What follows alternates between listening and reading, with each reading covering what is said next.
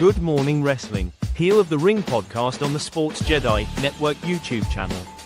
Your morning wrestling talk results and more, so gather your snacks with coffee and get ready for live stream. Follow us on X app at BXJEDI76OR, the playback app. Heel of the Ring podcast. Email the show at bxjedi76@gmail.com. Here is your host, the Don of all wrestling watch-alongs, the Sports Jedi, Kev.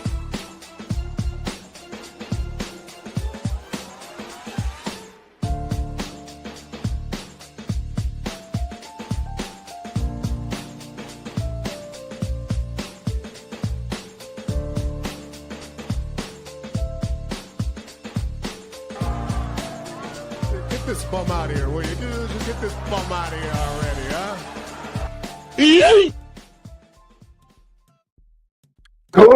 Good morning, wrestling. Let's talk some wrestling in a special morning edition with PGH Chris, my partner. Of course, the reason why we're going this morning, because in a couple of hours, in a few, we have Night of Champions. So we want to give you our This Week in Wrestling leading into Night of Champions, where we'll have the watch along on the playback app, Heel of the Ring Playback TV, or you can watch us on X at BXJedi76. You can add me or PGA Chris as well on X or on the Rumble app. So first and foremost, good morning, Chris. How are you?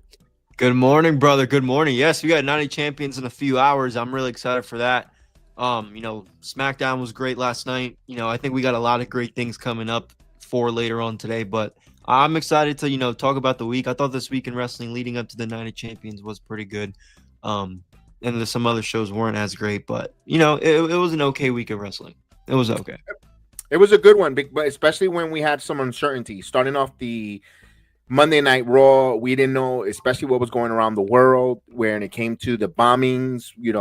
And again, we're not going to get into any political situation here. No, we knew that the United States had an attack on Iran, and the airspace was closed off for a little bit. All that stuff, putting the Night of Champions card in jeopardy, it was much more bigger than a wrestling show, but still at the end of the day, there was a lot of uncertainties at the beginning of that week that we were like, is this show going to go on? The show's not going to go on. It went on, but Monday Night Raw was a lot of tension. People were at unease, but we did see some good wrestling. We know that Cody Rhodes defeated Jey Uso, where Randy Orton called it yesterday on Friday Night SmackDown match of the night contender, and I tend to agree with him because you had two baby faces and they gave each other blow to blow, crossroads from Jey Uso, the splash, Cody Rhodes, the finish off the top ropes. I love the way how they got to that. What a hell of a match. Let's talk. I know we got so much things to talk about Monday Night Raw, but let's talk about that main event. What a match. Yeah, I personally thought, look, that might have been one of the best singles matches Jey Uso's ever had. Yes. I thought that super click he hit on Cody Rhodes, although I'm sick of the thigh slapping when it comes to him, he made that move look really good. It looked really good. No, he looked good. Jey Uso looked good. Cody Rhodes looked good. Again, it was hard to tell who not hard to tell. We knew kind of essentially Cody was going to win that match, but it was hard to, kind of tell at the same time because they're two guys who are super over. Jey Uso just lost his world title to Gunther, so a lot of speculation. Obviously, can't have him lose again. But overall, it was a good match. I think Jey Uso has improved in the ring quality. Again, Cody Rhodes made the best out of him. He made Jey Uso look like a really good wrestler. So, it was a great main event. It was just nothing much because at the end of the day, we knew Cody was going to go win that match to go to Night of Champions. But it was a really good match. Jey Uso looked phenomenal, and we got to see what's next for Jey. There's maybe he'll fall back into the world title scene at some point, but we'll see. We'll see where that heads. Chris, that was a hell of a match there. I like the way they told that story, the way they finished. No dissension. It was just a clean match. They shook into the hand. The babyface. You called it correctly. Again, Good Morning Wrestling. We moved Let's Talk Wrestling, This Week Wrestling, 2 a.m. time because of the premium live event that's coming on at 12:30. on our playback channel. If those that are watching us on the YouTube app, on the X app, or all the different platforms on Trubo, you could come and meet and see the wrestling with us from the playback app or on X or on Rumba. Those three platforms are the ones that allow us to see the action. So whether you're having your coffee, your tea, your room temperature water, join us at the playback and let's have some fun. Later on, we're going to see who we have, a king and queen of the ring in a match. In another one, Jade Cargill taking on Roxanne Perez. Now, we had a lot of things to say about that match, coming out of that match, where not that strong of a match. I thought Roxanne was kind of a ring general, but when you're asking a 23-year-old at that age to go in the ring with Jade, she has 5 years experience in the wrestling business, in the wrestling ring with AEW, with AEW is coffee. I don't know what's missing. I think 5 years later, we're seeing the disservice of Jade chasing fame rather than grinding at the Performance Center. She was originally at the Performance Center under the NXT branch. Then she decided not to pursue the NXT tryouts or the growing pains as a NXT performer and go to All Elite Wrestling, where, let's face it, at All Elite Wrestling, she was a star. Regardless, you see Jade Cargill, she grabs your attention. Just her physique, her looks.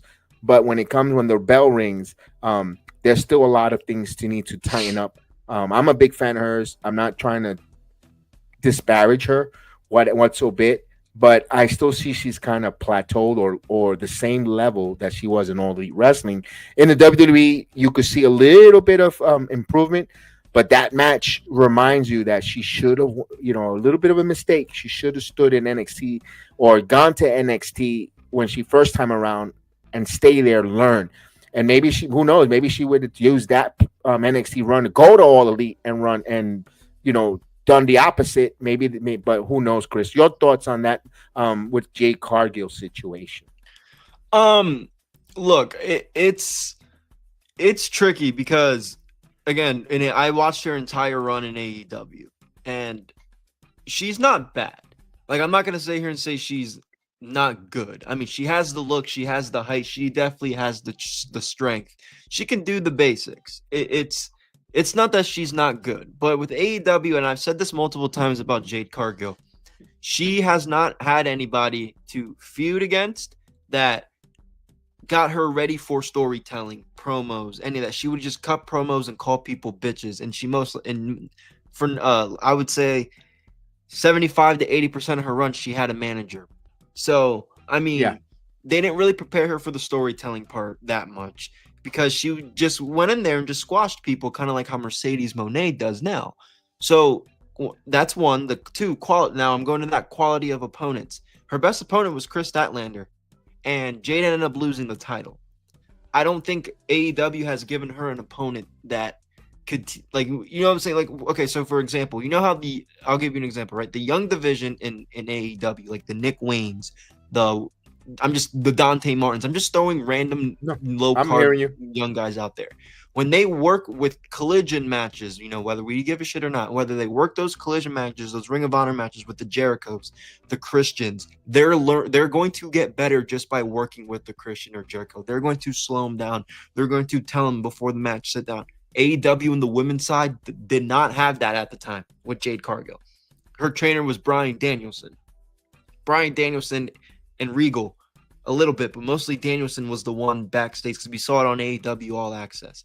Correct. Bryan Danielson was, and Paige, and Saraya was there for her time there in the beginning. So she was working a little bit with people, and Saraya could have been that person, but she was focused, she had her own struggles going on. So she really didn't have that people like she has in WWE to help her elevate, even at the Performance Center with all that. So I agree with that, because she could have used that. That's kind of where I'm getting at, because at least with the men, they have the experienced veterans that they could at least try to learn from, that they will learn from, like Christian Cage, Jericho, Sting, whoever, Adam Copeland. During Jade's time in AEW, there wasn't that.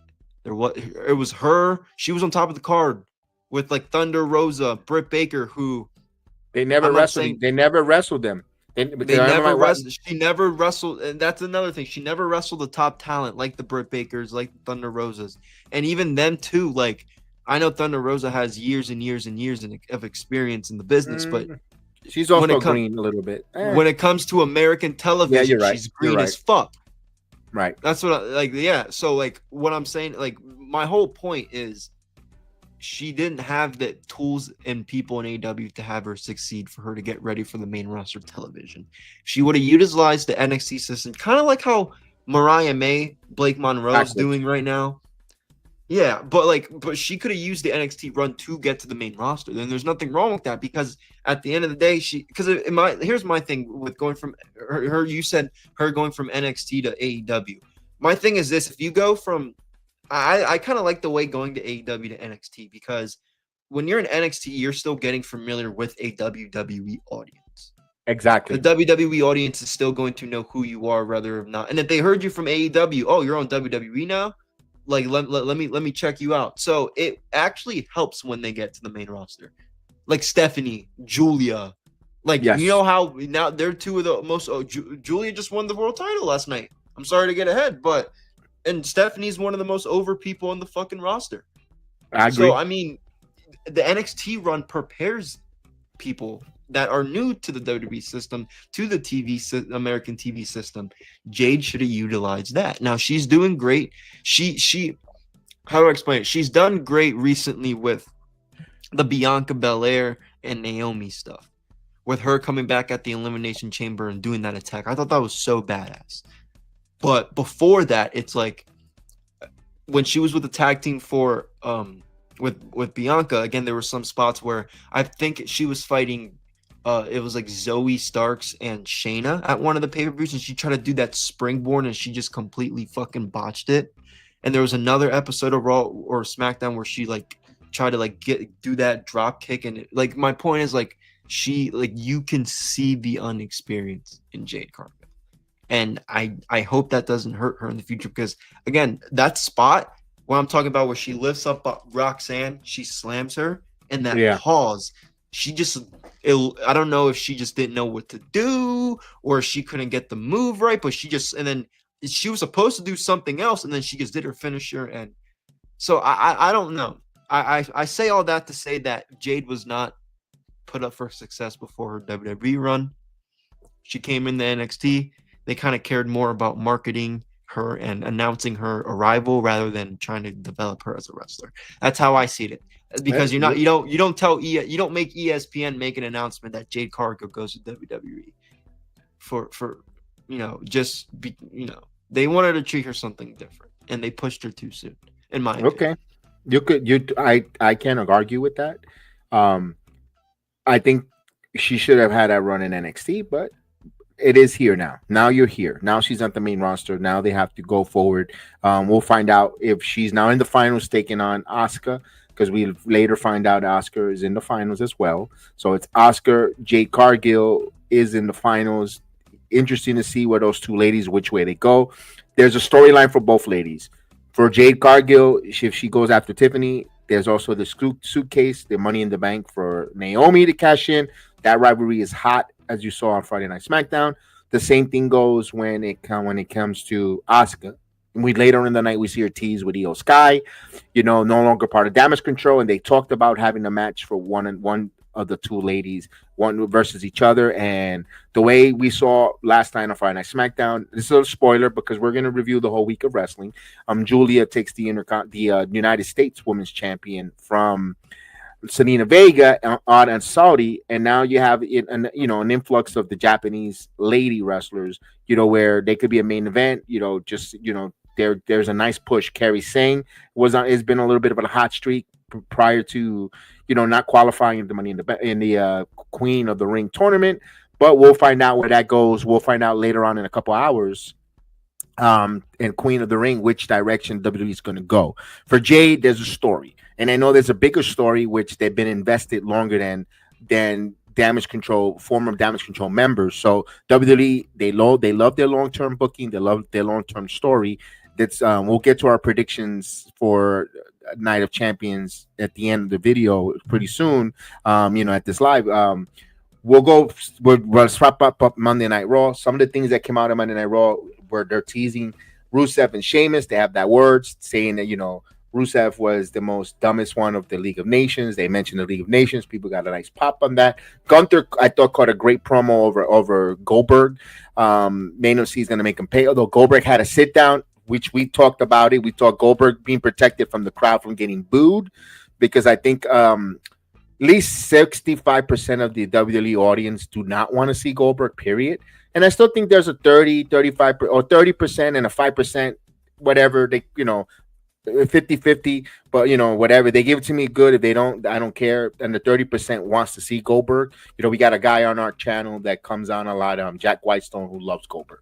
I mean, this guy goes eight bananas for him, and he gets his fiber through wishing Goldberg back, and Goldberg's going to come back, and that's good for him. For Monday Night Raw, I cannot finish the Monday Night Raw talk without talking about that women's Intercontinental. Lyra, Bayley, Becky Lynch saga, where let's face it, the two horsewomen between Bayley and Becky Lynch put on a hell of a match, and then Lyra just felt kind of forced. Like, make it makes it. I didn't like that, Chris. You didn't like the match between Becky and No, Bayley? I love the match. I just didn't like. Oh, I'm just gonna come in and bushwhacker her way in and cause a DQ. There would have been a better way of getting to that DQ type of finish, but just her storming in, it felt like we're running out of time. Cut. I don't know. I didn't like the ending. I thought they could have told that same story, or her getting that just in a different way.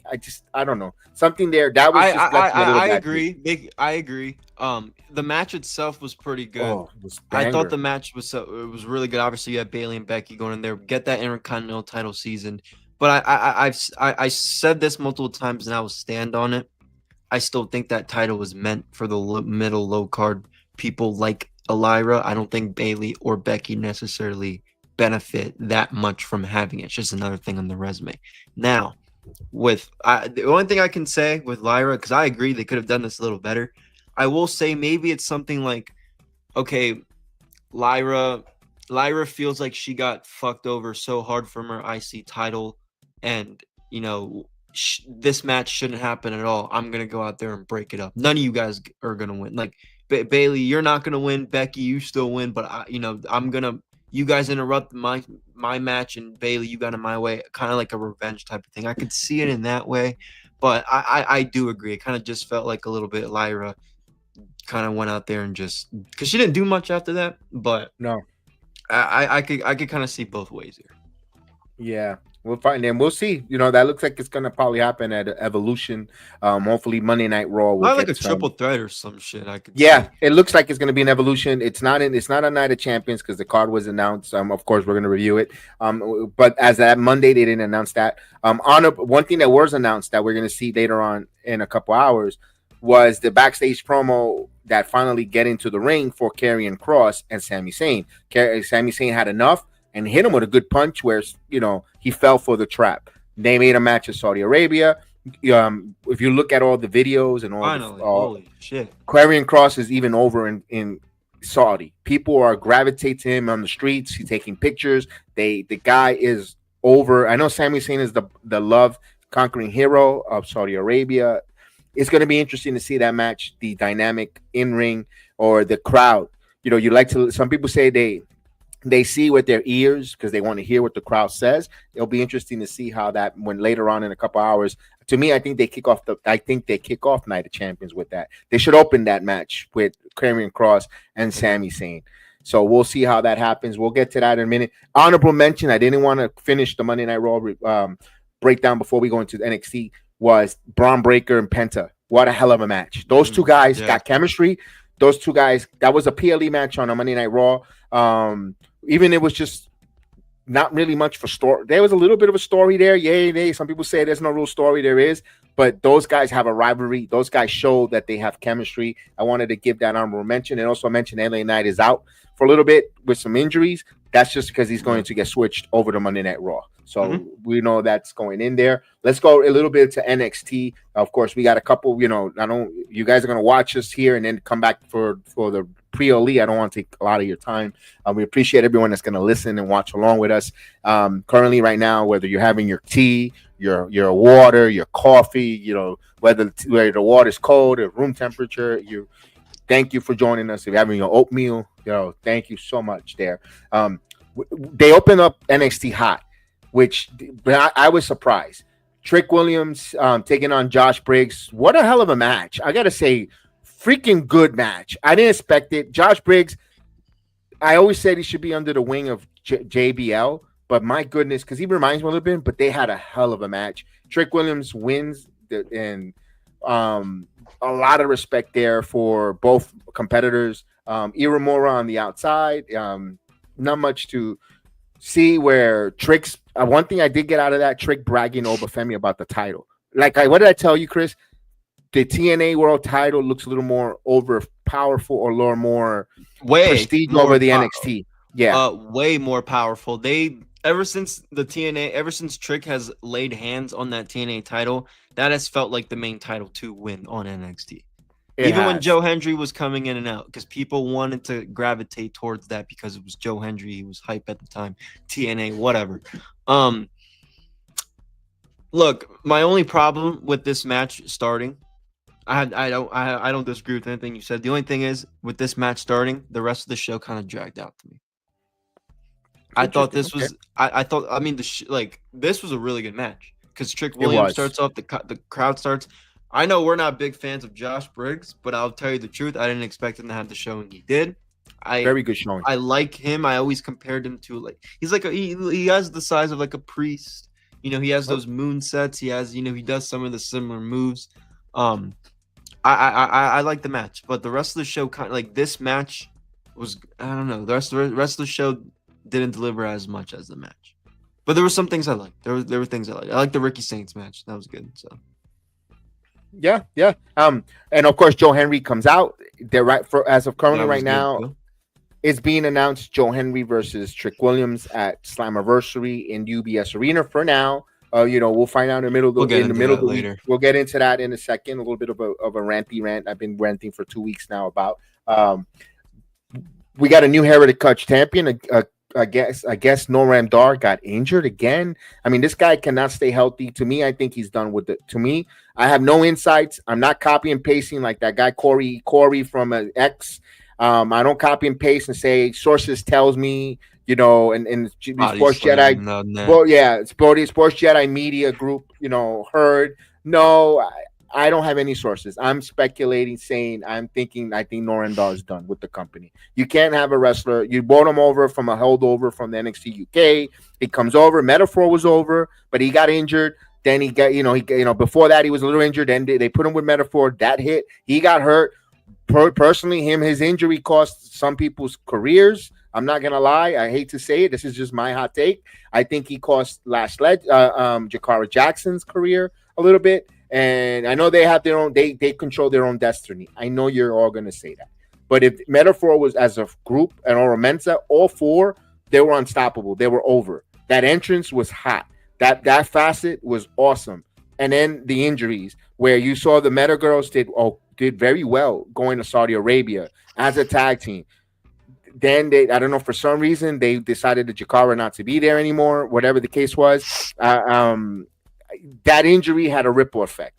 To me, if he's hurt again, I think sayonara for Noam Dar. My point is he had to vacate the Heritage Cup Championship. It became a match between Tony D'Angelo and Stax, where I went on a rant and said, why the hell wasn't Lexus King?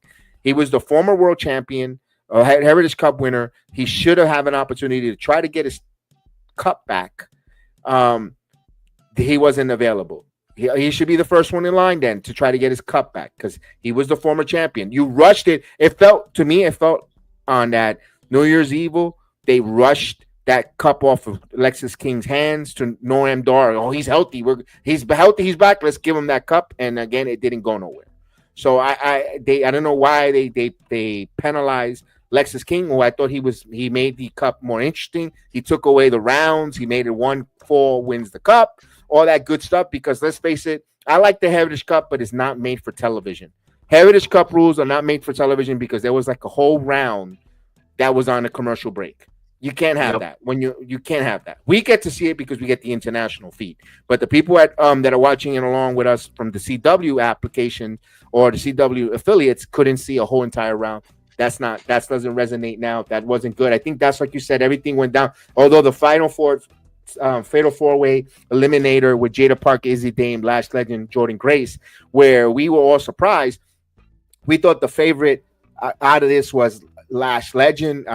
Because she's from Atlanta. At least I know you picked Jada Parker. Jordan Grace wins it. I was actually surprised because Jordan Grace is going to get a title shot. Maybe this is her title shot where she might help put over JC Jane or vice versa. And then Jordan Grace goes to the main roster. I don't know, Chris. Your thoughts on the winner on the Fatal 4? Go ahead. Yeah, I would say so because I still think she's gonna get a NXT Women's title run before she goes to the main roster, and I ultimately think that she puts over Mariah May, Blake Monroe over before she walks out the door and before Jordan goes up to the main roster. I think she kind of passes the torch to Mariah May.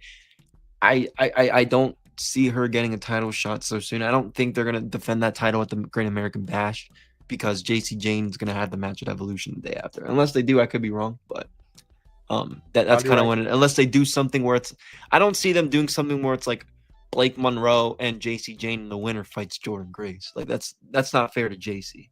So and the match is already confirmed. Like it's what it seems like to me. So I think it's the right winner. Chris, you think Fallon Henley versus Blake Monroe at Great American Bash, where Jordan Grace in her corner, keeping an eye out for Fatal Influence, like she, okay, yeah. And then if Jade wins it at Evolution, you start a Mariah May her build, and Jordan goes to the main pretty much Blake Monroe turning on Jordan Grace after she's become champion, similar to. Okay, and similar to Trick and Mello. I was gonna say more like Tony Storm and Mariah May. Too. Or Tony Storm and Mariah May. You could borrow a little bit from that. That's good. That's good. That's perfect. Yeah, that's a better comparison. Yep. Because Mello and Trick was long term. This is gonna be a little short term, and then they're gonna turn. So yeah, that's a better comparison. All right. Let me see if anything else that we're missing out here. That's everything for NXT. Let's move on to Wednesday. Let's go to Dynamite real quick here. Dynamite is we're getting closer to the All In Texas. Some folks did not really like the show. Tony Storm and Mercedes Moné started off hot with the promo backstage or right into the crowd with the fisticuffs, the brawl where Moné says "Welcome to Dynamite." When she pauses, beats up all to Marina Shimokawa to run her off, but then they get they announced later than that it's a TBS title match between Mina, and Mercedes. Do you think Mercedes is dropping that title to Mina with Tony Storm with some shenanigans? Okay, all right. Just asking. Just had to ask that. Put it out there. I think 99.9% people think exactly like you on there. Chris, give me your thoughts of the Dynamite. We watched it together backstage while we were doing the productions and editing and all that stuff. Your thoughts? We watched it, and give me your thoughts. I'm gonna let you go here, and then I mentioned the opening, and give me. It was good. The opening was good. Like Kev mentioned, he was right. The opening it was okay. I thought it was gonna start out. I'll just give you guys some of the things I like, because you guys are gonna watch us really, really soon after this is over. So, like Kev said, so I'm not gonna take too much of your time with this week's Dynamite review, but. They had a match in the beginning, obviously Swerve and Will Ospreay versus Blake Christian and Lee Johnson. Blake Christian and Lee Johnson are already in the ring. Matt Jackson goes on the Jumbotron and says, as EVPs, your match was scheduled for the 9:00 hour, but they want to get revenge on Ospreay and Swerve, so they booked their match for the beginning of the show. And Will Ospreay is obviously not prepared, so he comes running to the ring with his gear.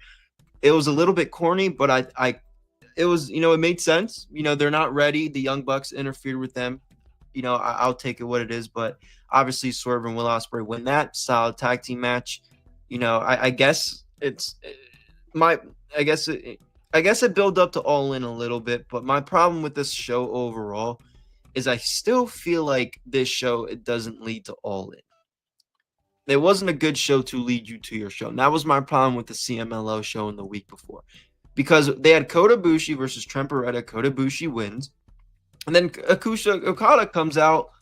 They do a stare down, and all of a sudden next week on Dynamite 300, Okada and Kota Ibushi is going to happen. Why is Kota Ibushi out here doing the promos and doing the work for Kenny Omega? Kenny Omega cannot afford to be out of If Kenny Omega does not show up this Wednesday, I'm going to be a little bit furious, because how am I supposed to take this build seriously with Kota Ibushi doing the work for Kenny? I understand writing him off of TV for 1 week because he did that angle where he blood out of his mouth, whatever. But you have to have him on freaking TV for me to want to care about this match for the build. Kenny has to. I say the same thing with Asuka and Io. No disrespect, but the language barrier is there. You need Kenny to do that, to build it up. That's just what it is. What's Okada going to go out there say, bitch? It gets a little stale, and that's kind of the things that it gets me a little frustrated right now with the shows for AEW, because none of this is building up toward All In. Maybe a little bit in the beginning show, because ultimately we're going to get the announcement soon that it's going to be Swerve and Ospreay versus the Bucks. So, okay, and even they started off with Tony Storm, but the rest of the show is just, it's nothing. We get Kevin Knight and Speedball versus AR Fox and Ricochet. Don't care. Speedball and Knight win.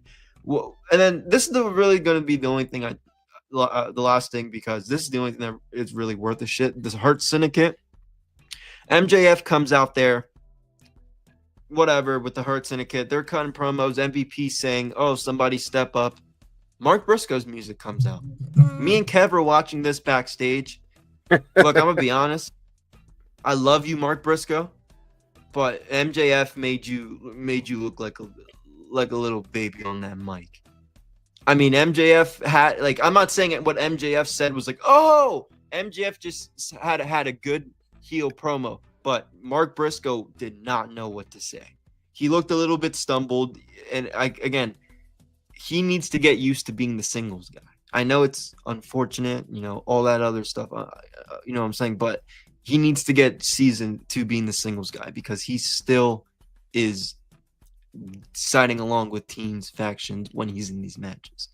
And then I'll just talk about what happened right here at the end. So Hangman versus the Beast Mortos. Woo! Guys, the Beast Mortos is in the main event of AEW Dynamite. Holy shit. I wonder why. Chat, do you guys wonder why? Do you guys know why? Beast Mortos and Hangman. It was an okay match. It was physical. I'm not gonna sit here and hate on it completely, but maybe I know why. Maybe he opened up a bank statement. He's a divorce attorney now, so he's got plenty of money to go open up a bank statement. Exactly, he has plenty of that. So I mean, what does it? And then Moxley comes out, a cheap attack by Moxley, Marina, Yuta, who were just out there not that long ago. Why do they go back to just come out for another stupid spot? The baby faces in this company suck. Where the hell was Will Ospreay? Where was Swerve Strickland? The baby faces in this company sucks. Why did nobody come to Hangman's page? No, but somebody did. Holy shit, here comes Samoa Joe. Powerhouse Hobbs. Powerbotch. And who's the other clown? Shibata from the Ops come out to the save for Hangman. Really?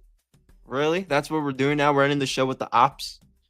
This show was not that great. I thought the first segment, the first match, and the MJF Hurt Syndicate in the beginning was okay. Other than that, I'm going to keep my same complaint. This show did not help build for All In Texas. That is in 2 weeks. Biggest show of the year inside a stadium. I mean, what are we going to do? What, are you going to wait till a week to actually build? Because we only have... And I already know in the next week or two, we're going to start getting 5 matches announced every other day. So, I mean, what are we waiting for? Why can't you start building some of these matches on TV so at least we know to speculate that this is going to happen, instead of you just, Tony Khan or AEW, just announcing the match is going to happen and then try to build it from there? It doesn't work like that anymore. I'm tired of that shit. I don't mind that on my Dynamites and my Collisions, even though I don't watch Collision. It's a rare occasion if I do. But it's like on my pay-per-views, like, you need me to buy interest to buy it. You need me to build interest to stay and watch it for 6 fucking hours. And you announcing matches and then trying to not even build them, it doesn't work for me, brother. It doesn't. You need to build the matches on your shows so then they get to the pay-per-view, not announce your pay-per-view matches and then try to build it. Maybe that's just me how I like the booking to go, but that's something that AEW is struggling with. They've struggled with that for a little bit now. And they wonder why ticket sales aren't moved. They have not gotten north of 20,000 on a 45,000 seat arena stadium. Yeah. If you build, you have. Sometimes they say you need to put assets to the seats. Well, when you make matches ahead of time with a story build, people are gonna go. You know, obviously, Monet versus Tony Storm isn't putting the assets into the seats, nor is Moxley and Hangman, or his dream baby of Okada Omega. It's not. They're not even close to 20,000. Make some names, put some names. You should have done it earlier. And then the rest right now should have been just kind of like filler. You have a bloated roster. You could have done some flitter stuff, you know. People complain about can they coexist type of matches. Well, Vince used to do that just to be safe, but you already knew what the card was going into the pay-per-view premium live event when it came to the WWE. You already knew what was going on, what you were going to pay for. Unlike, you know, mistake with All Elite Wrestling, they like to cram everything at the last minute, like the Latin aunt that wants all the cousins in the picture. Get it together. Primo, la foto. Let's go. You know, run to we're all gonna take the picture at the same time, squish everyone in, and that's what it feels like Tony Khan's build every time for a pay-per-view. The final week, he crams all this, and then he makes them, and then it becomes a 6-hour spectacular board fest because he oh yeah, I got to put this one, I got to put that one, I got to now put and all of a sudden there is no build whatsoever.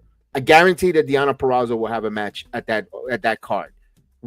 She hasn't been on television, she hasn't been seen, but they'll put her in a match doing something. Now, and again, it's not I'm not hating on Deonna. I love Deonna as a talent. She's over. I always put her matches over in the Queen of the Ring for Slammiversary. But my point is, she hasn't been on TV to use. And when you see her, you're like, how should I care for her on a pay-per-view? You know, see her there. You know, they want to implement this women tag team titles. Can you build it? So like that, we have some interest there. You know, with the first, there's so many different things going on with All Elite Wrestling. To me, where we didn't speak about that, there was Swerve and Ospreay told the EVPs to put their EVP status on the line, where they were. I don't know if they become EVPs or they will no longer be EVPs. When they did that there, which I tend to agree with other podcasters when he said this, it kind of makes the tag team champions look small in the Hart Syndicate, because now the tag team match I want to watch is the Bucks versus Swerve and Ospreay, because there's more implication to me getting the Bucks out of the AVP status, which I don't think they're going to lose that, or at least storyline wise, I don't think is more important than top stars in a tag team match. That takes everything away from the world title. Then your titles, whatever happened, the ops. I say, what happened to the trios? Are we building for a trios match at All In? Are we building is there a number one contenders of trios that will go after the ops? No, but then he'll make something up. He'll put Claudio, Yuta, and somebody else, and like Gabe, or some bullshit. Gabe, something around those lines. I was going to say, Mystico, Webador, and some other luchador. I swear to God, if MJF has his All-In match versus Mystico, I'm gonna be so pissed. Which he showed up in MLW. Exactly. Yeah. MJF crossed the line. 2 days. Yes. No, you saw that show. He showed up. So yeah, I actually watched the show. I finally took time because it was a Thursday night. I already watched TNA. I had all these screens, so I watched whatever, and I had MLW on, and MJF came out at the end because Mystico, he's CMLL, but he does a lot of work for MLW. Like, he's one of MLW's top stars. So they did a show last night in New York. MJF was there. Perfect. I mean, I don't know. I kind of just thought it was a one-off for their CMLL Grand Slam Mexico show, because those are you have a top star in CMLL versus the top star and AEW, which that was essentially the match that people really only cared to see. That was the only match that was good out of, or worth a shit out of that card. But him showing up at MLW or Thursday night really gets me curious about him and Mystico doing a part 2 at All In, which at this point it makes the most sense because that's what the buildup is. I don't see them throwing another opponent at MJF 2-3 weeks before All In. But again, All Out's the week after, so it's like, or the 2 weeks after. They always do All Out right after All In for some stupid fucking reason. So we'll see. I don't know. And a little bit of honorable mentions of Dynamite before we close out. They had the Casino Gauntlet match there, which, you know what, both of the Casino Gauntlet match were really good. We have it had Statlander, Athena, Will Nightingale, and Thunder Rosa in that where we finally see Athena wrestle. So you know what the Casino Gauntlet is, right? It's a big ring like the Sonic the Hedgehog ring where you could cash in and take a title shot. Am I correct? You know how the match it's basically the Royal Rumble and a Money in the Bank combined. So it's right. So the 2 matches were qualifiers for the first spots. So those women, the women who lost could still be in the casino. So it's one of those things where 2 people start in the ring for a lot of Money in the Bank, and it's 5, 4, 3, 2, 1. And then at least that's how they used to. That's how the original Casino Battle Royal is. They do that it's like they put the number. It's like the Royal Rumble, and then people come out, and then you climb the ladder. But that's how I don't know how they're gonna do it this year. But in the original Casino Battle Royal, that's how it's supposed to be. Casino Gauntlet. Mm-hmm. In the or Gauntlet. That's what I meant. In the Casino Gauntlet ladder match. That's essentially how it is. Again, could be a Battle Royal this year or something. But my point is with Kev talking about that. It doesn't hurt any of these people essentially because they could still be in it. They could still be in the match. But I think the good part of it is you want that like kind of start advantage. Like you do, but you don't. Like obviously you don't, but like you do because like what people just do is like they just like camp out, like whatever. Like you're in the like I don't know. It's a weird thing to explain, but I don't think it makes too much sense at the end of the day. But my point is like Athena losing, I think she could still be on this card beneficial through that because this match is essentially a type of match to get people on the card. Like we always talk about, right? With, they're going to throw this guy on the card. Yeah. Look, Athena. Primo la foto spot. Yes, because Athena is from Dallas and she's not on the card for anything. And they're going to do the Ring of Honor show the day before All In Texas, and she's going to defend her title against Thunder Rosa most likely. So it's like, but she went on the record on an interview and said, if I'm not on the All In Texas card, I'm going to be really disappointed. Like they had me come out there and do media and promote it because I'm from Dallas and whatever. So I think her losing this match I think she could still have a good showing in the gauntlet match. Despite that, I don't think she'll win it, but because the thing about these matches, the winner usually becomes the winner of the match. Like it's kind of a thing they like to do. It's weird. Okay, we'll see. For the men's, Mark Briscoe stamps his ticket there. I'm going to make this statement. I didn't get to make it on our show here. Chris, was Athena versus Thunder Rosa. I hope Thunder Rosa does not beat Athena for that Ring of Honor World title because I personally yeah, but they missed the boat when it came for Thunder Rosa. Thunder Rosa should have been the CMML Women's Champion. If they were going to make a change in title instead of Mercedes, who didn't really need all those titles, they should have had the Mexican Heritage, La Mexicana, go and win that title for AEW in CMLL. And I think that would have went well because you know what, CML doesn't feel like they're giving it to an outsider, a stranger. They give it to one of their own to represent in American television. See, they missed that opportunity and that marketing opportunity for Thunder Rosa, who was a former AEW World Champion, by the way, who never got her title rematch. I think she still is. Look, I don't know what the fuck happened. That whatever she went through at that time after she lost it, or when after that Brit match in the steel cage where she got hurt and there was drama backstage with all her and all the girls, she has not been the fucking same, man. Thunder Rosa used to be her and Britt were like those two were in a match together. Oh, I'm watching. Like, I don't know what happened to that. Can I say that Britt Baker and Thunder Rosa is equivalent to Bret Hart, Shawn Michaels? Yeah. That's the way I could say it for the female side, for all Elite Wrestling, in their history, in the annals of AEW.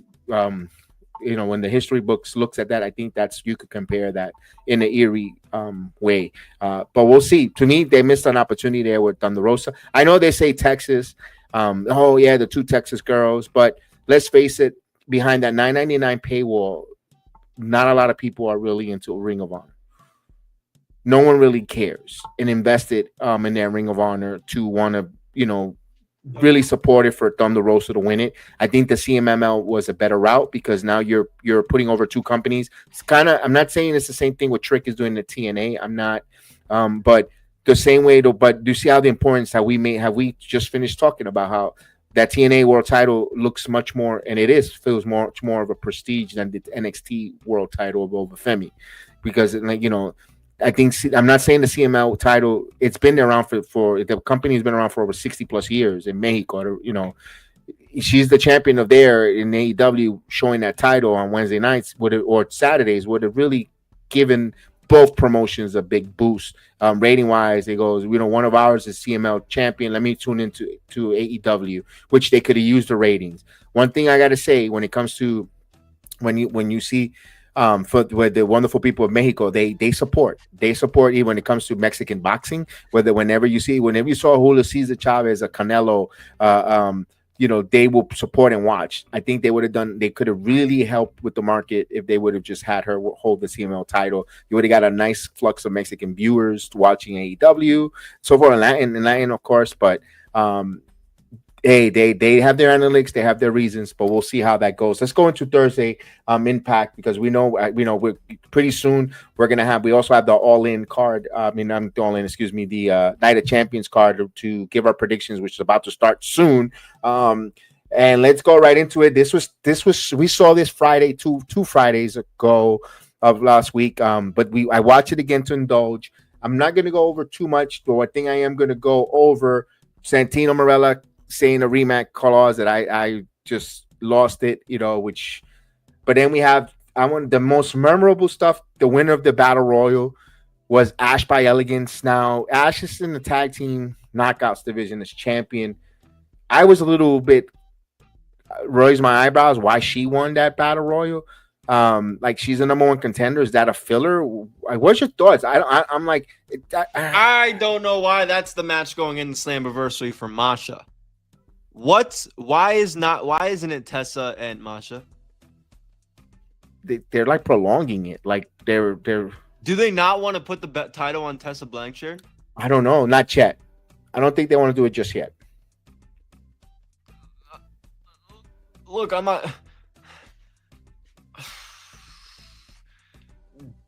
Does it really kill her to take a loss? And for her to get built back up and do it at Victory Road? Down the road? Like, you can't give me something. You have to get, no disrespect to, because I think she does a phenomenal job with the Knockouts tag team division. But you can't give me something. You can't give me. I would have liked Killer Kelly. I would have liked Killer Kelly. Give me Ying Ying Lee from Chongqing, China. She had a good match against Masha. In New York City? Yeah. I mean, I still don't think if you put Tessa and you don't want Masha to lose in New York, because that's really where her roots are stamped in the wrestling scene, it doesn't kill her. Victory Road's in October. And there's another pay-per-view before that. It's not against the law. It's I'll get it right now. Give me a minute. Something. It's not Sacrifice. No, it's something. But there's another pay-per-view down the road, and then one more or premium show like they do on Friday nights or whatever. And then Victory Road's right down there, which is a big pay-per-view that they do. So I don't understand. What's the deal with the knockouts? They were hot. that division was hot, even though really it's Tessa dominating it alongside with Victoria Crawford's not doing much, but Indy, you're gonna tell me you wouldn't put Indy, who's the House of Glory champion right now? I think Indy, they didn't want to rush it because, look, if personally they could have done Killer Kelly at UBS Arena, right? Then you have Emergence coming. And by the way, Emergence, that's the one before Victory Road. 3 new arenas, cities for TNA, Bravo, TNA, Carlos Silva, and everyone in TNA doing great work. With their arenas, they're going to be the first time in Baltimore, Maryland, August 15 and 16. Minneapolis, Minnesota, September 4th and 5th for the Labor Day weekend in Minnesota for TNA Live Impact shows. And then Victory Road will be from Edmonton, Alberta. What's the dates for the Maryland show? The 15th and 16th of August. Because me and the lady want to go to the aquarium. Might have to take that weekend. Yeah, weekend will be fine. Let us know. We'll get you. We'll get that situation where we get you backstage and do our thing. We'll definitely see that there. And pre-sales go on sale the 10th, so they're already going some markets. Hopefully, rumor has it that Bound for Glory might be in Orlando, Florida. I don't know. I've heard a little birdie. Hopefully, it's true. Hopefully, it's true. It's true, like Kirk Angle says. If that's true, then holy shit, that's gonna be awesome. Hopefully, I'm there. But back to the TNA show, the Impact, where we saw the Battle Royal. One thing, Vance Warner, Jake something, that's gonna be good. I hope they don't rush it on the tapings. I hope they give it to us at the UBS Arena, because I would love to see Vance Warner, that Southern Psycho, pretty much a number 1 contenders match for Steve Maclin's international champion. But who does Steve Maclin wrestle for that international championship? We'll find out. I think we got a couple weeks. I would like him and Sammy Maclin at Slammiversary. Okay, and it's a fucking pay-per-view. I don't give a shit about the blood. Do it. Yeah, I agree with you. Of course, barbed wire or something. And we saw that. Do you think we saw the demise or the ending of the summit with Mustafa Ali? We saw Cedric Alexander come out to save the group. That's an interesting one. I know Mustafa and him have had really good matches in 205 Live. I actually was there for a lot of their matches at the Amway Center in Orlando, now known as the Kia Center. So when they did a couple tapings for 205 Live after the SmackDown. So they do really good work together. I'm curious to see where that goes. Maybe. I don't know. I don't really think there's much outside for any of those guys if they're not behind Ali. And I still think Ali's doing good with the gimmick as like a politician, quote unquote, kind of thing. I like it. Secret Service. So I hope they keep this going. I don't see why they would have to end this right now. Because it's not like he's gonna fight any of them in a big match. So, and Cedric Alexander has come to the company now. Well, Cedric Alexander is one of those things where it's like, yeah, you guys gotta open your eyes and see what this guy's doing, like whatever. And then they have their big brawl, and then Cedric wins. They team with him. They're baby faces. I don't know. Well, we found out where that group is heading. Hopefully we'll find out where that goes. The system. Now, the system, we know that has been attacked by Dark State. I don't know if that's in the taping or that's coming up this Thursday, whatever. I don't know if it's a spoiler. We apologize. Dark State has crossed the line to TNA to work against the system. They attacked Matt Cardona. So look at Matt Cardona is going to be part of the system there. We don't know what's going on with there. But for Moose, the tensions are getting more and more hot. Leon Slater, Moose for that X Division championship. Good. But do you think Leon Slater? I for some reason I think Moose is going to retain. I like something that I saw on Thursday. I saw something where Moose is going to retain over Leon. I think they still think Leon's a little too young. That's interesting. Look, I agree. I don't think Moose is going to lose this title. I think somebody comes out there and maybe challenges Moose and actually gets him a legit competitor. But no, I don't think Leon's going to win, unfortunately. We had in action, the Hardys took on the Northern Armory, who, by the way, had a name change. They changed their name from Northern Armory. It's a goofy name, but they don't. I don't know if they're going to stay with the Norman Armory or what. But it's a name change. I'm sorry I didn't write it down. I didn't care for it, to be honest with you. And then we go to the big part, the street fight. Pittsburgh street fight, Mike Santana versus AJ Francis. Not for nothing, this street fight was really good.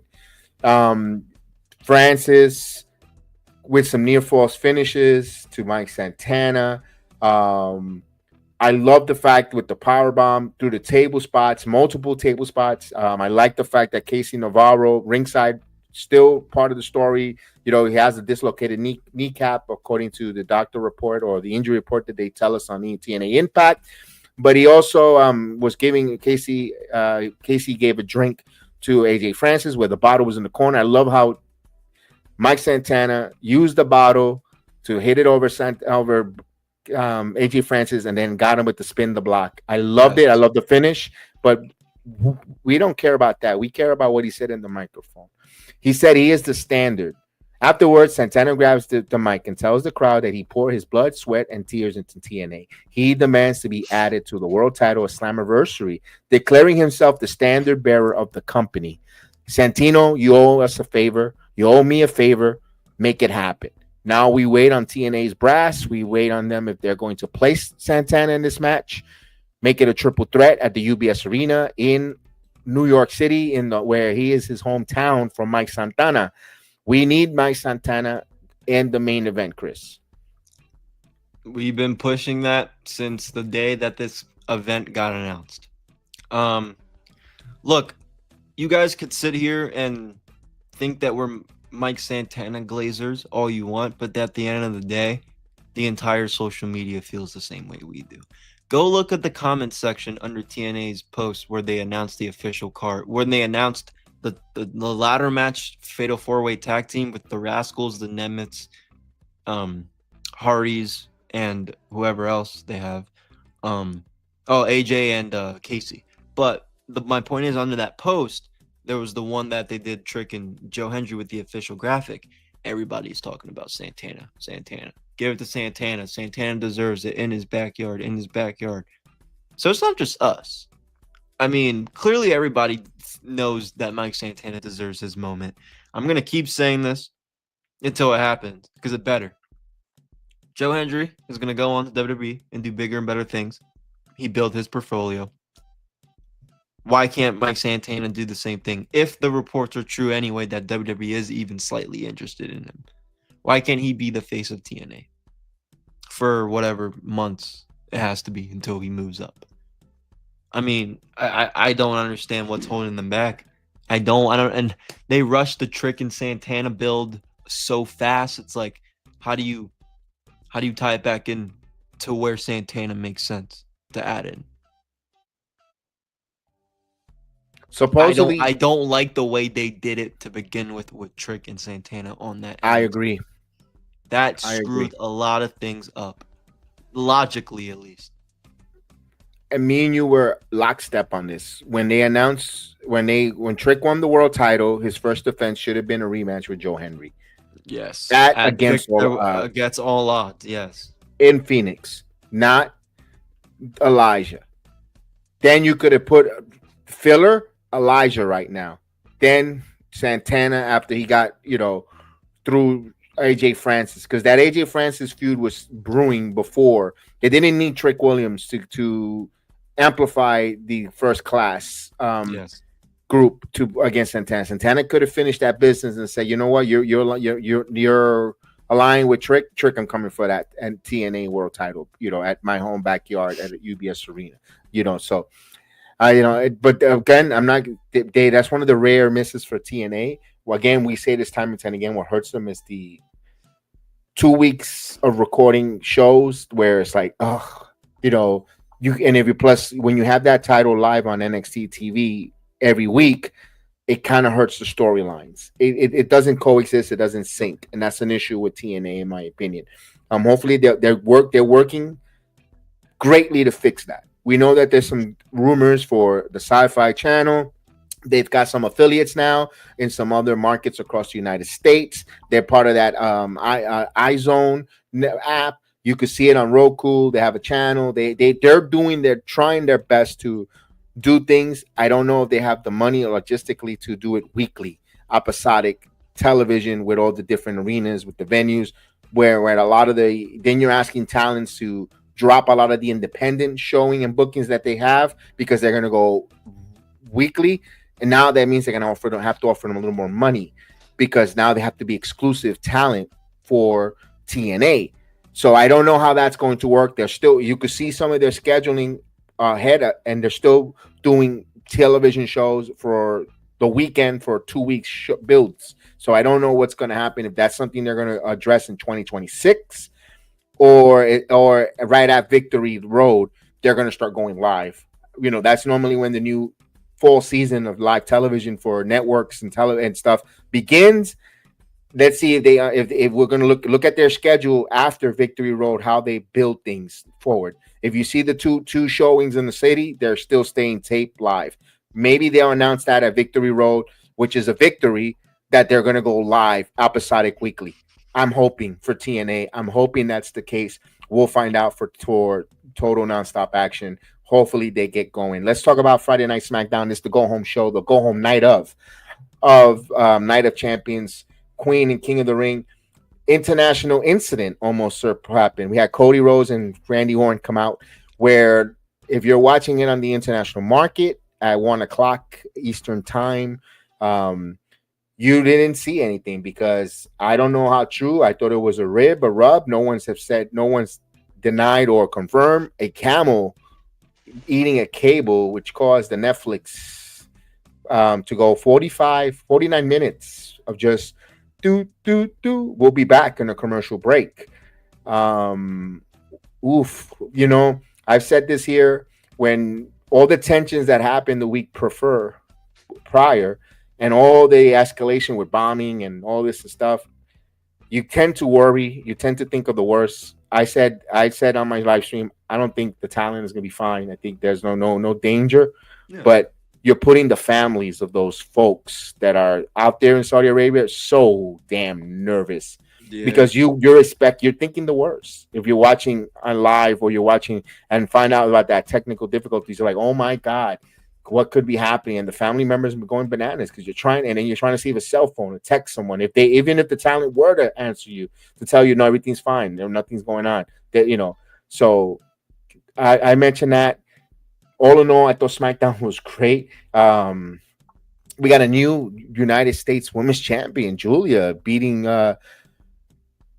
Zelina Vega. Like, I don't think it was a shock, but the first 4 minutes of the match, 3 of them were spent in commercials, Chris. Yeah, it wasn't that great, because we knew Zelina Vega was going to lose that title. At least me. What I mean, it wasn't great. Like, the commercials, I hated that shit. I hate that shit. Even though we had the international feed, but still, like, people watching on they're gonna watch later tonight on the USA, or later on, who watched it Friday on the SmackDown on the USA Network. You guys probably watched it. You saw the commercials. So I'm happy. Friday we saw yesterday without the commercials. But anyway, my point is, with Julia and Zelina, I'm gonna be honest. I love Zelina, and I know we all do here, but I didn't think her title win was, I don't want to say right. It just felt kind of rushed, forced. Aleister Black was coming in at the company at the time. Releases were happening. Maybe they thought she was next, because she hasn't really done much with Ray outside of the LWO stuff. Hasn't done much since. We're going to see what she's up to next, because now's a little bit time to worry about her. Yeah. Now's the time. She again, her run wasn't even that great to begin with. She had it. She represented it, at the Puerto Rican parade. I think that's it for her for title runs, unfortunately. I don't know. This sucks, but we knew, at least for me, it wasn't a surprise at all. I hear you. Here's what I would like for Zelina Vega going forward. There's nothing wrong, and I don't know if she doesn't want to, but she could go down to NXT. You telling me, you're giving me a program with her and Blake Monroe? Selena's a veteran from the brain roster. But Blake Monroe coming over from All Elite Wrestling has some good matches. You could put her with the clinic, there to make a program, a feud. You could make Selena the heel if you want. She works comfortable as a heel in NXT. She come out there as a heel, whatever the case is, and you go from there. And then after that, after Blake Monroe is done, a run against Lola Vice. Get her going. Yeah. Have her going, Lola Vice and Selena. Go in there and, whatever. We'll worry about titles at the moment. Right now is about telling stories, feud, and getting the people invested in Selena, putting over Lola and Blake, but telling a story where she's a main heel, where she's important. Look, it worked for Bishop Dyer, aka Baron Corbin, going back down. Maybe Baron Corbin got reinvented as a tag team as a Wolf Dogs. That could work for Selena Vega. Where let's hope they go that route. Hopefully, the pride in there. It sucks. I know you got your husband finally in the company, but you both are in the same company. Maybe you're going to work Tuesdays. By the way, you're close to home anyway in NXT, working at the Performance Center. You're close. I believe she's in Tampa or somewhere in the Central Florida area. Will work fine for her to work there back and forth for her to NXT run. I wouldn't mind that for her, but we'll see how that goes. Jimmy Uso, JC Mateo, where we're starting to see Jimmy aligning himself with Jacob Fatu, is starting to show a little bit sign of respect. But do you still see Jimmy eyeing at that United States title, Jimmy and Jacob, or it all depends on the outcome later on tonight or the afternoon from Night of Champions. Yeah, I agree. I don't think Jacob is going to lose that title later tonight at Night of Champions, but I would be curious to see where him and Jimmy go down the future if they do end up going against each other. This SmackDown, later in the show, they had the promo where it's like the sense of respect's there. They're still cousins at the end of the day. Like it's a weird thing. It's a weird thing. I don't know if it's kind of him saving him tonight because he wanted to get out there solo, or if it was like not payback, but like, you did it for me last week, I'll do it for you today. Like, I don't know. I think with Jimmy, he could use the United States title. I think he'd benefit from it. He hasn't really had that main singles title run like his brother, and I think he could use it. And I think he'd be good at a United States champion. But, and I know Priest is doing this thing with Alistair. I think they're not going to forget about Priest and Fatu. Priest and Fatu is going to be a banger, a really good match. I could actually see that being the SummerSlam match. And if they want to, they could have Solo do something with Jimmy or whoever the hell shows up next. One of these Fatu's and N.O.I's show up, but I think they'll be fine. I would like to see that going forward. But if they want to do Jimmy and Jacob feud, I would like that too. Yeah, rumor has it that Hikuleo, who we've seen him a couple matches on Friday Night SmackDown the past 2 weeks in Saudi Arabia. I wouldn't be surprised if Hikuleo costs Jacob Fatu the United States World Title to Solo Sikoa, and then Solo drops it at SummerSlam. Short run for Solo Sikoa, where he loses to Jimmy, big brother Jimmy, so he gets that run. I don't think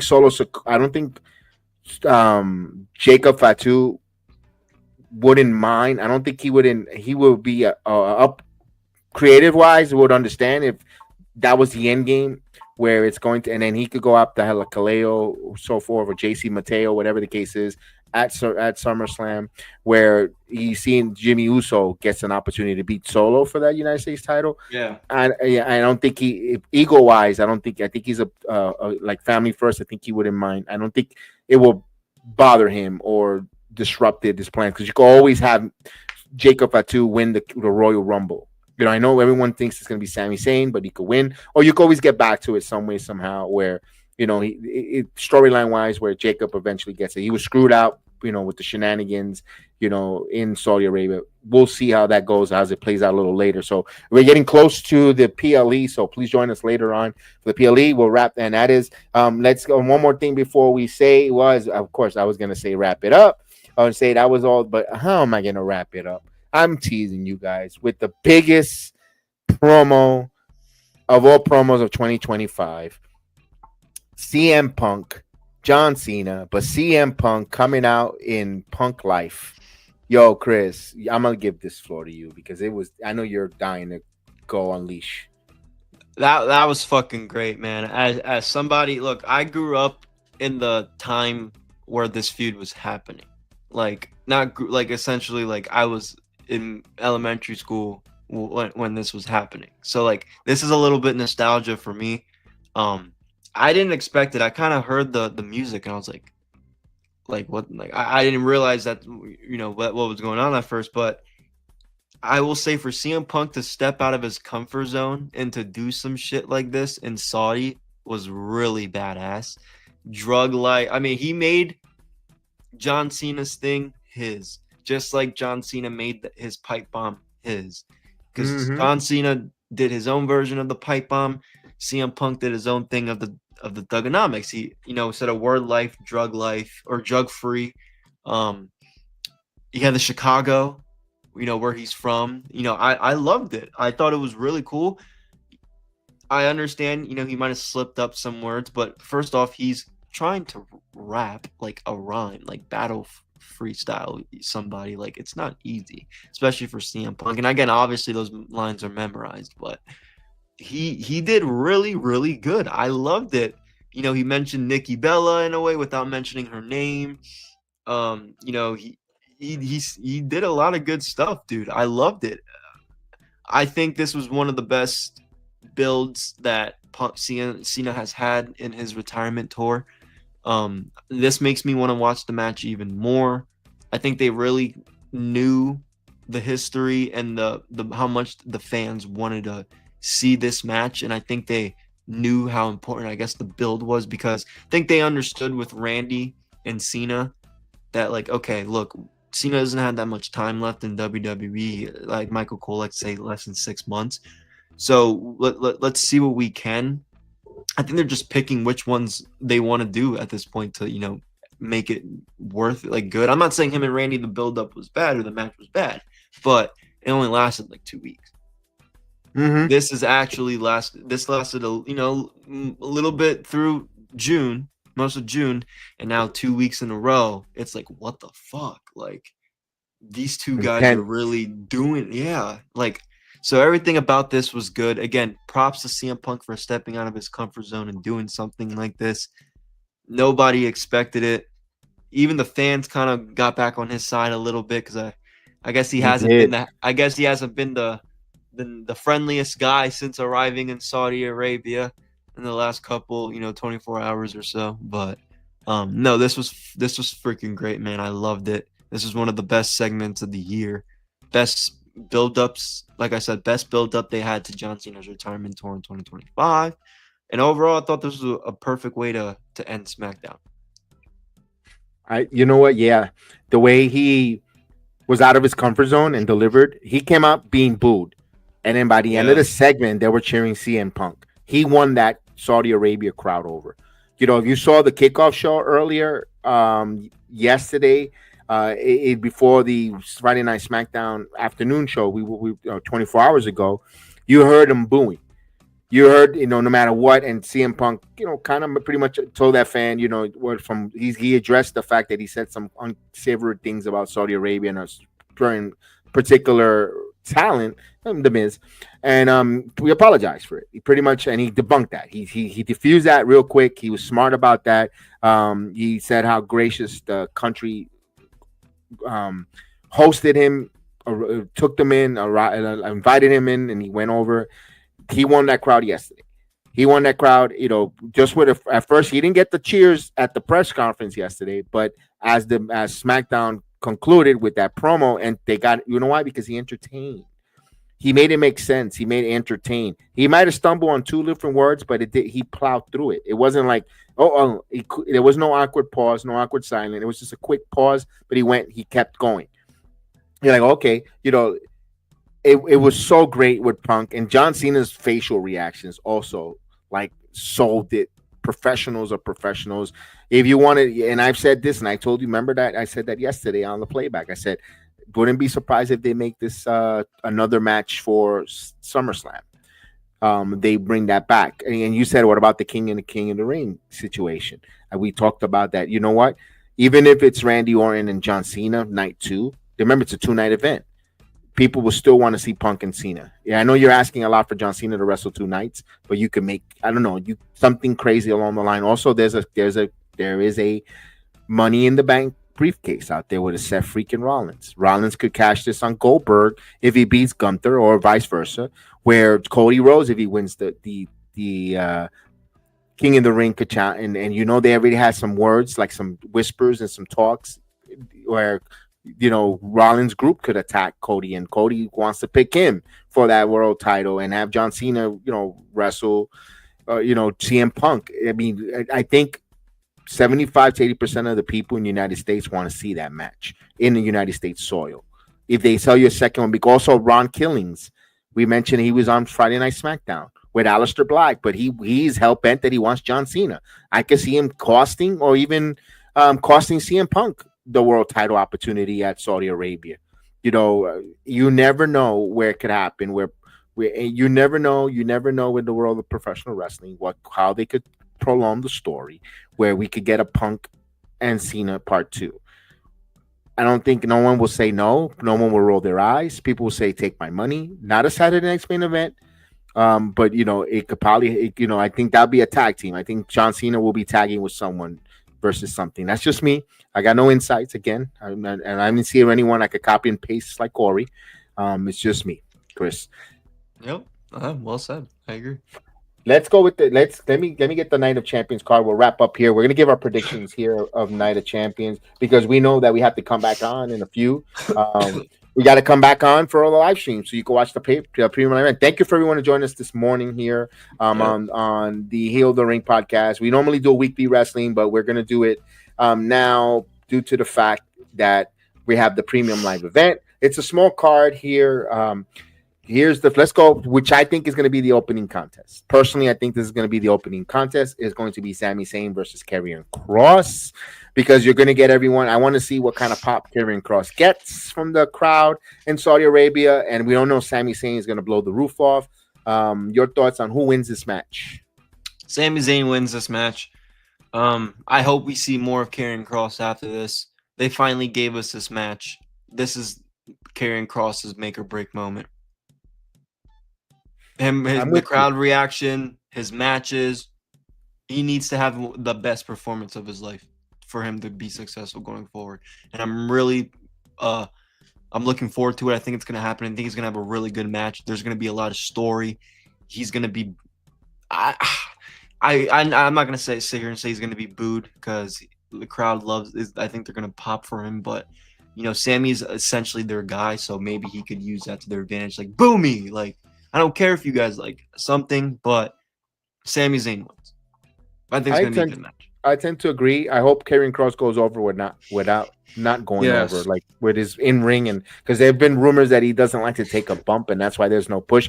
Every competitor in the professional wrestling scenes all have to learn all want to take a bump and need to take bumps. So whatever rumors has started, nonsense was that. That's a nonsense. I'm going to call it cagada, like they called it. Salute to the chat anyway. Thank you everyone in the chat that's watching us. We appreciate you guys. I know we're not highlighting anyone in the chat right now, but we see you guys because we want to plow through it, because we're going to come back again. So if we acknowledge the whole entire chat, I don't want to make it a long show, because we appreciate you joining us this early in the morning. So we're not ignoring you. Is that the fact that we just want to plow through the show, because we have to come back and do it again for another 3 hours. So we forgive us, chat. We normally acknowledge you guys, but we're shouting you out, everyone in the chat. Thank you so much. We go to this. To me, I think the second match, you want to put this here, will be that street fight with Raquel Rodriguez versus Rhea Ripley, back and forth, where each woman has a win on themselves. Back in NXT, Raquel Rodriguez has a victory over Rhea Ripley, which was said last night on the broadcast. Who do you like winning? I'm going with, of course, I think Mommy wins. Yeah, I have Rhea winning. I think it's a good showing for Raquel, especially she needs something to do with Liv Morgan going out. I'm happy she's in the spot, though, having a singles match at Saudi, in a big pay-per-view. Her just having a singles pay-per-view match in general is pretty good. So maybe we'll see something with Roxanne. out to help her, even if she were to win or something. And then maybe down the future, this is the start of a beautiful friendship with Roxanne and Raquel Rodriguez, to where, okay, Raquel, you're out. Liv Morgan's out. I need you to be my partner. And then Liv Morgan comes back jealous as hell. All that stuff. They could start that tomorrow. So that could be the hope for You mean later? Raquel Rodriguez going tomorrow. Yeah, later. My bad. You know what? You know what? You mentioned There's a lot of something wrestling. You mentioned something that I thought about. Raquel, and I've said this already. I've said this on the live stream if you watch, that I think the one that's gonna break Liv Morgan's heart when she returns is not Dominic, it's Raquel. Her tag team partner, her friend. I think, to me, that's the heartbreak that she's going to go through, not Dominic. Everyone thinks that Dominic is going to cheat on her with Roxanne, which is going to be the one that's going to break his heart is Raquel. And I think, you know what? I'm changing my pick. I think Raquel goes over Mommy, which is not going to hurt, which is going to lead for Raquel, Rhea Ripley, to find a tag team partner suitable to team up with her to go after the tag team champions at Women's Evolution. Now, could it be a Nikki Bella? When like they kind of tease, I don't know, because I don't think Brie is coming to the WWE. I don't know. I don't know. Could it be Trish Stratus? We don't know. I think Rhea is going to find herself a tag team partner to go after Raquel and Roxanne Perez for those tag team titles. That's just me coming out of there. Let's see how that goes. Let's go right into the United States Men's Championship. Solo Sikoa versus Jacob Fatu. I'm calling it here. I think Jacob Fatu loses the title to Solo Sikoa with a Hikuleo interference and the JC Mateo, where Jimmy's gonna try to come out, but it's not enough. I think that's when the Hikuleo, like, oh damn. And I think we get that. And I think that's where we're going. That's just me, but I could be totally wrong. I could see Jacob winning too. I got Jacob winning. I see some outside interference, but I ultimately see Jimmy coming out to help him. Maybe we'll see on another SmackDown or two that, Jacob and him are on good terms. They team together to take down Solo and Jeff Cobb in the future. Because I still think they're gonna do Priest and Jacob down the line, or Priest and Jacob Fatu down the line for the United States title. That's hopefully at SummerSlam. So. We'll see, or Great American Bash. So we'll see. Okay. I could see your result happening as well if Jacob were to lose. We'll see. Because Jacob can't lose clean. So no, he can't lose clean. It has to be convoluted. We'll go to the first let's go to the Queen of the Ring, Jade Cargill, Asuka. Either way, there's two storylines here where the WWE could pick which one will be more aggressively to sell tickets for SummerSlam. Who do you like, Chris, between the two women? I like Asuka. I think this is a way for her to get Io Sky and Asuka for SummerSlam. Again, I think Jade is she could still do something with Bianca and Naomi. That's nowhere close to being done. It's not even really started. It started at the Elimination Chamber, but really not anything spectacular, because Naomi went to go fight Bianca went to go fight for the title at WrestleMania. They had their match, and Bianca's that missing piece in that storyline for her. So I see Asuka winning, get that match with Io, have Jade do something with Bianca and Naomi. I'm going with Jade winning because they invested her as I got Amazon delivering package early. My dogs go bananas when Amazon shows up. So I think Jade wins because they invested this time to bring her over, like you said earlier, with the ESPN announcing her arriving to WWE, her coming to the company, make her a queen of the ring. To add to her caveat, I think they go with Jade in my opinion here. All right, let's move on to the men's. This one's Night of Champions. The runner-up last year, Randy Orton taking on the American Nightmare, Cody Rhodes. Who do you like, Chris? Randy Orton being unfortunately the runner-up 2 years in a row. Wow, I got Cody Rhodes. This is the match that I think almost everybody wanted to see, is when Cody Rhodes came back to WWE. Was him versus Randy, and now we're getting it. And it's going to be This isn't going to be their first match together.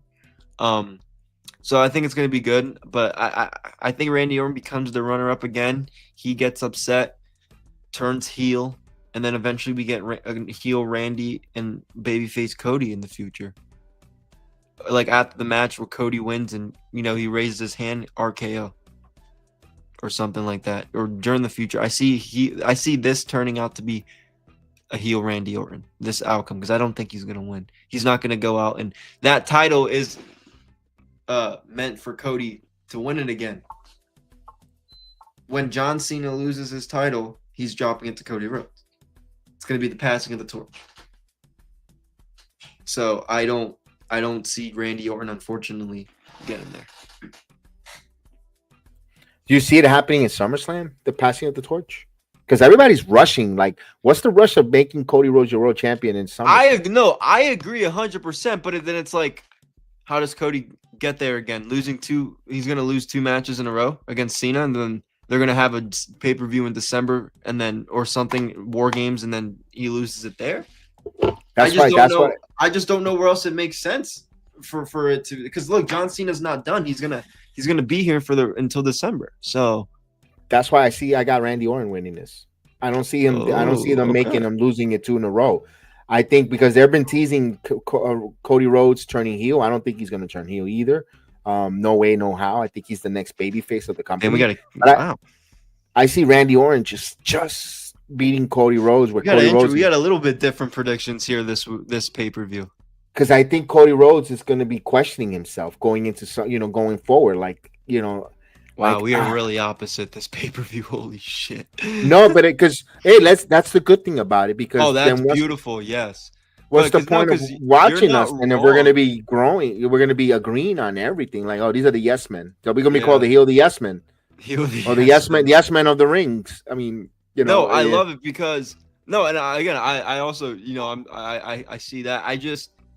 I didn't like the whole thing with Cody Rhodes going to Fanatics Fest and even saying this is the heel. And again, I'm sorry if we're going too long because I know you have to watch this soon for Night of Champions. But this is my thing with Cody going out in Fanatics Fest, my end of my heel run. I don't know if you saw that or heard that or not. But it's like, why would you say that, first off? And then 2, it's like now I think your outcome could happen as well. I'm not sitting here and changing my answer. I still think we're going to get the heel Randy before we get the heel Cody. I don't think we get the heel Cody until Cena's out of the WWE. Yes. But that could happen in the future. Yes. Because again, Cody said it at Fanatics Fest. So, but that's what I wanted to say. I don't think that happens until Cena actually leaves. Yeah, because I'm looking at Rhodes and Orton. I haven't seen anyone really plant any seeds of any heel like person that wants to come out of a feud with one another. Like, I haven't seen, other than Seth freaking Rollins and his group, I don't see anyone that Cody is into, or Randy. There's no adversaries around to kind of, but you can't keep having wonky finish if you're going to have that with the United States World Champion. You can't have every match to have something goofy or wonky where, someone's going to have to lose clean. I wouldn't be surprised if Randy Orton just was, it says, I'm still the pupil, I'm still the master. You're still the student. Where Cody, he was just not sharp tonight. I don't know. I don't know where they'll go with that.